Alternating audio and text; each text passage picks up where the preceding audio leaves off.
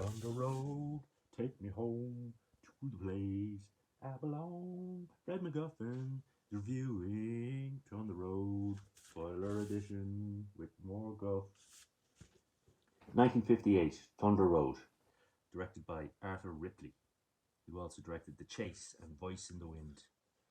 We have a movie starring Robert Mitchum, and it's also based on a story that he wrote. And so this is his one and only writing. What would you say? His writing. Ugh, never mind. Anyway, Robert Mitchum. He plays Lucas Doolan. And we've seen him in Out of the Past, Night of the Hunter, The Longest Day, Enemy Below, Crossfire, Cape Fear, and the remake, El Dorado, Ryan's Daughter, Farewell, My Lovely, Scrooged, Dead Man. So yeah, he's a Hollywood legend. And he plays Lucas Doolan, who is our 1958 version of Vin Diesel. He's a moonshine runner. He drives the white lightning. And yeah, he's our hero in this. And he sells the moonshine, and he has to get from A to B in his car, transporting the moonshine without the bad guys, the treasury guys getting him, the taxmen, the law. And our lawman is Troy Barrett, and he's played by Gene Barry, and you may have seen him in The War of the Worlds and the remake and The 27th Day. And yeah, he also got a problem with Jacques Bouchon, who plays Carl Cogan. So there's Carl Cogan wants to take over the territory that Lucas lives in. He wants to take over all the moonshine business in that area. So we get a lot of moonshine business talk, and we get Vernon Doolan, that's Lucas's dad, trying to, figure out, do the guys in the area want to go with Coogan, or do they want to, just still do their own thing and fight him? We have James Mitchum, the son of Robert, who plays his brother, Robin, in this. So let's get that straight again.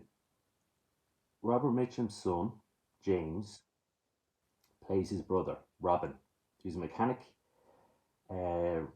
James Mitchum has also been in Harm's Way, Moonrunners, Hollywood Cop, and Blackout. And he's the mechanic. He keeps the car going. And Lucas doesn't want his brother getting into the business that he's in. He knows how dangerous it is and crazy it is. And his big thing in this is to keep his brother out of the business. So at the start of this, this starts off with a bang.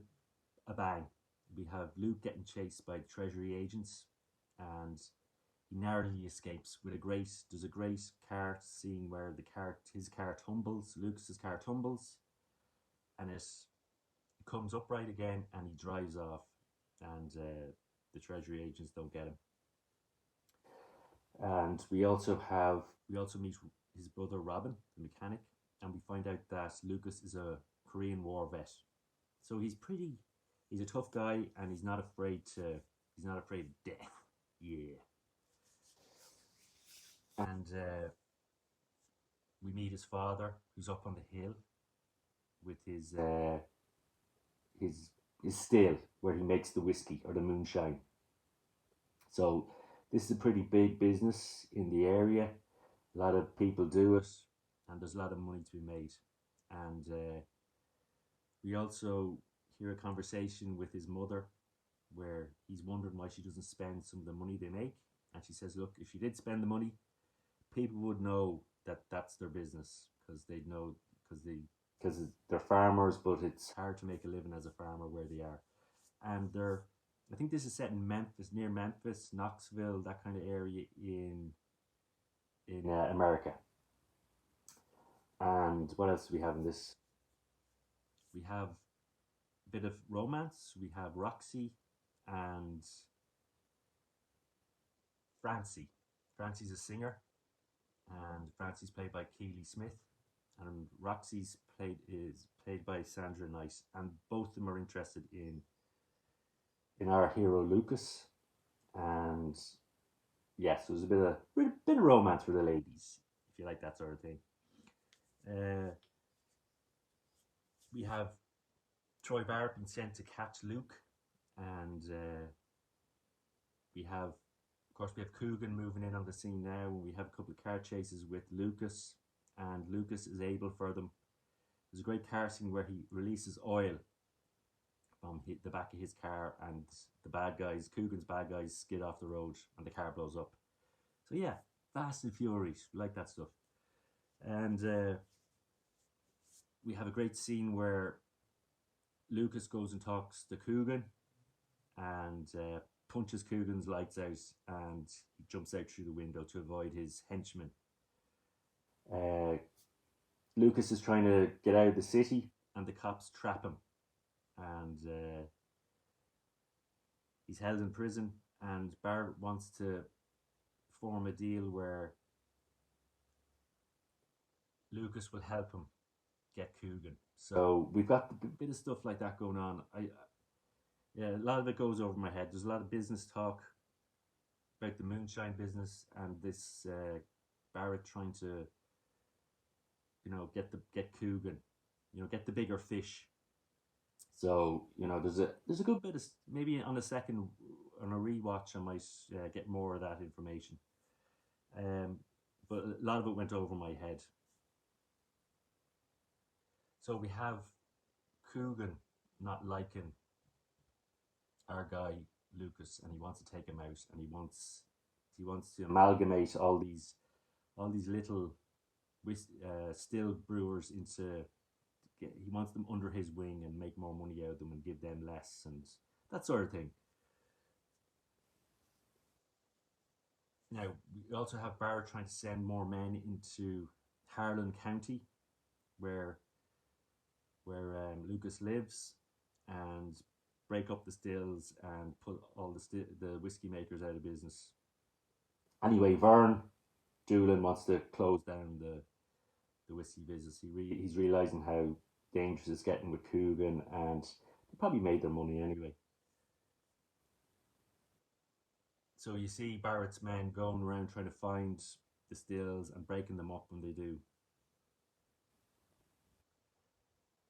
And then we have the one more run, sort of scenario where Lucas has one more whiskey run to make, and then he's out. And of course, when you hear stuff like that, it's not going to end well. And we also see scenes of Coogan's men trying to get his brother Robin in the game, getting him driving, and that really makes Lucas mad, and he wants to get Coogan more than ever. We also have Roxy worried about Lucas. She goes to see Barrett's wife and gives Barrett his license plate number, and yeah. Anyway, we've got stuff like that in there that I just.